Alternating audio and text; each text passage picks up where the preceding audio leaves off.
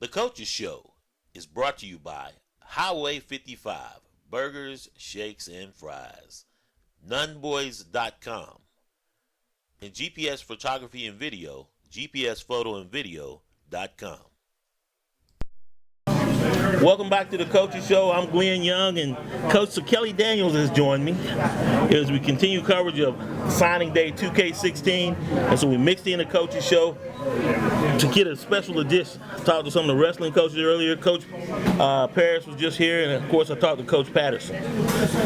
Coach, let's get to it. Friday night, success beating Richmond. Yeah.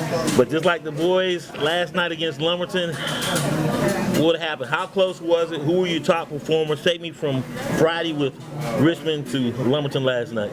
All right. Friday we went to Richmond. I think it's always tough going into Richmond County and Beat playing them on a their team, court. Yeah. right? Playing a team that's very athletic and much like us.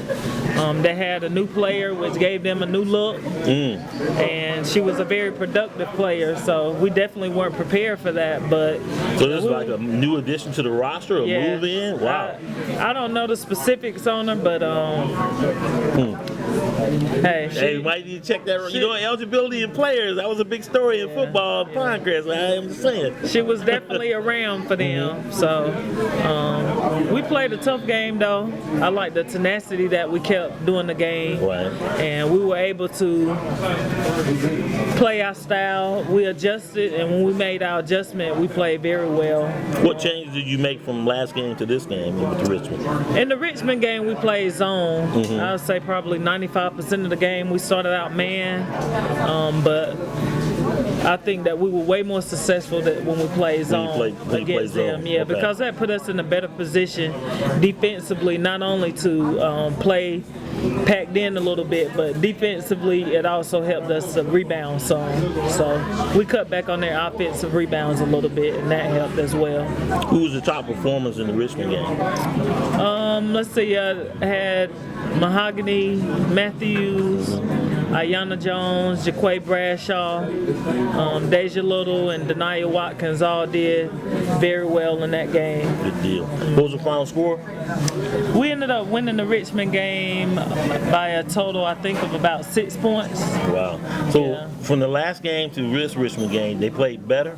A lot better. We played, when they came here, I think we won by 14 or 16 double digits. Wow. Yeah, so. Take me, what happened last night? Last night, down at Lumberton. Tough loss. We controlled the game up until the last minute of the third quarter. Right. They started, changing the tempo a little bit. I think that hurt us, and we never really rebounded from that going into the fourth.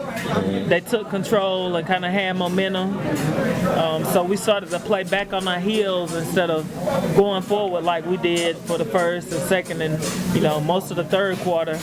So that hurt us a little bit, but I definitely am not upset at my girls' effort in the loss because they showed a lot of good spots. So. In the grand scheme of things, from game one to now, marked improvement, better chemistry. Are they reaching their peak at the right time? I would say yes. How are we looking for playoffs? Right now, we're still looking like we are secure in the playoffs, but it's definitely important for us to finish off the conference strong. So they take the top three. Looks like we're going to have that third spot, or we still have a chance to maybe runner-up in the conference? We could possibly move up to the second spot. Of course, we have number 2 Scotland coming in to Hope County on Friday night. Excuse me. So, that'll be a big game for us, and definitely a game that could be a mix-up for the conference. Lumberton is undefeated in the women's conference in the SEC, so they're number 1 team. You played markedly better. You said that you played man against Lumberton? Yes, we played man. Now that's different from what you played last time. What was the change? The girls were more aggressive. They were assertive. We talked about all of the players and what were their strengths and weaknesses, and the girls just did an awesome job paying attention to detail and sticking to the game plan. I would say much of what happened when the table shifted was on our part. Rushing, making bad passes, making turnovers, but live turnovers that turn into buckets for them or getting to the free throw line. So, how were we at the line? Did we have more steals as compared to last time, or? I'll say it probably was about the same. We did well at the line. Did very well. We didn't get to the line much, but when we did get there, we capitalized. Well, that's a good deal. Coach, we're going to break into Ask the Coach segment, college recruiting. What can our students, athletes do? What can parents do to get more kids recruited? What are we not doing? I think the biggest thing is academics. I don't know if some of the parents realize that that's going to be the first stop. Yeah. Is grades. It doesn't matter if the athlete is 5-star, if their grades are, borderline or barely making it. And so you're looking at testing, being able to have a placement test, SAT, that's scored high enough, and also having a GPA that'll help kind of leverage that testing score. So it's definitely not all about what a child can do on the field or, the court, track, wherever they may be with their respective sport. I would say it probably balances out about 50% in the classroom, 50% on the playing field. Is there anything else that you as a coach see that you can do just being your first year at Hope? As a head women's basketball coach, things that you would change, study hall, what have you? Most of my athletes, I will say, are pretty good about handling their business in the classroom.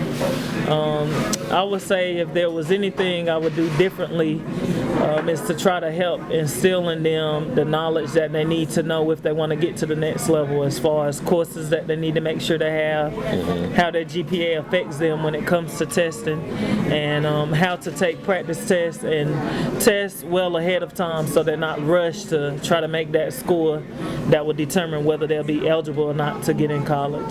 Coach, we're going to take a quick break. I got one more question related to college recruiting, then we're going to talk about Scotland on Friday night. We'll be right back. Welcome back to the Coaching Show. I'm Glenn Young alongside head women's basketball coach Sakellie Daniels. The Coaching Show is brought to you by Highway 55, Burgers, Shakes, and Fries, Nunboys.com, marketing, advertising, t-shirts, GPS photography and video, 1080p HD, GPS photography and video, GPSphotoandvideo.com. Coach, continuing to ask the coach segment. College recruiting.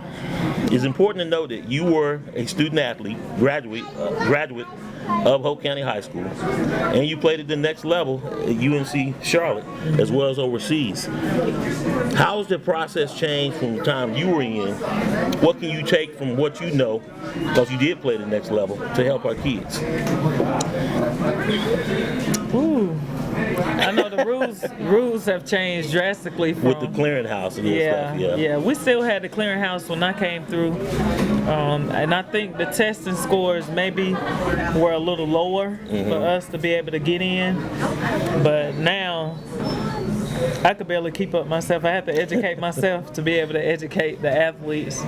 But being able to get the standards that the NCAA has for you to qualify is huge. And there's no question, because you are the ultimate role model, because you did play at the next level as well as the level after that.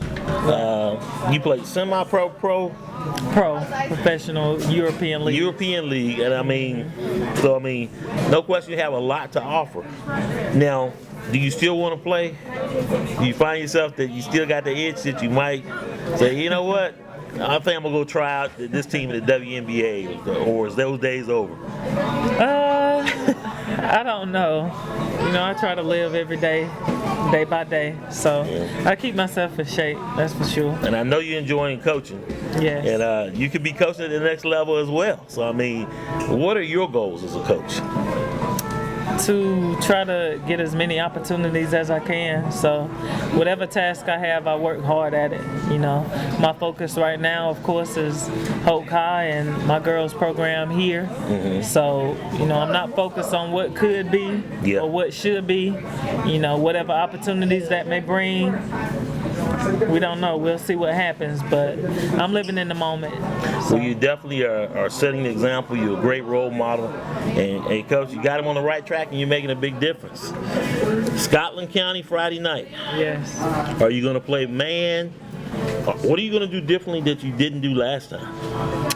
Hopefully we'll be awake. We went to Scotland. I was telling the girls that when I watch film, they just lack assertiveness, enthusiasm, no intensity. It was difficult. But that was coming out of a holiday, if I'm correct, right? Martin Luther King. That was during the holiday, and the girls were out of school, so I think that maybe could have hurt the tempo of how we usually play, I'll say. So the girls, I'm trying to get them pumped up, ready for Friday. Of course, it's a big game because it's the Hall of Fame game.